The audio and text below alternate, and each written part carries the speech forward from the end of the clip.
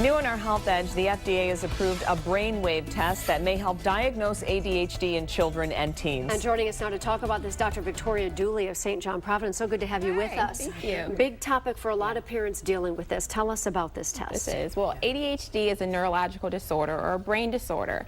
And so studies show that there are different signals that your brain emits when you have this disorder. So with this new test, it's similar to an EEG, is what they use to diagnose seizures, and it takes about 20 minutes, and it can help aid the diagnosis. Now, it's not to be replaced the current guidelines that we have today.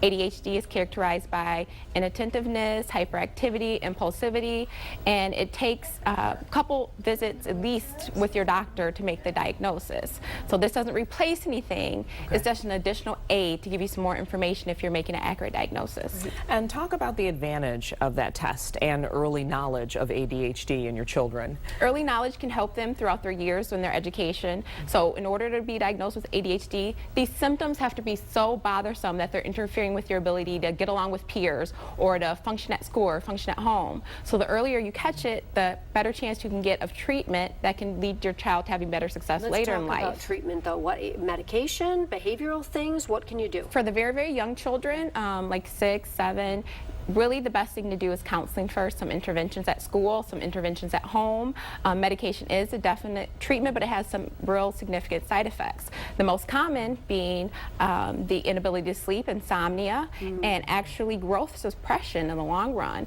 I've seen twins, one on an ADHD medication, a stimulant, one not. The one on the stimulant is obviously smaller, shorter, so it can have some long-term side effects. Also, there's some research that maybe diet doesn't cure the ADHD symptoms, but can help. And it wouldn't be what you think, which would be sugars. Yes.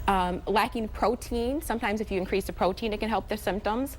Also, avoiding some food colorings or preservatives help in a small percentage of children with symptoms, not all. Fascinating. Right. So Thanks much a to lot, know doctor. about it. That's great. Yeah. Thank you for that information. Thank you. Okay. Thank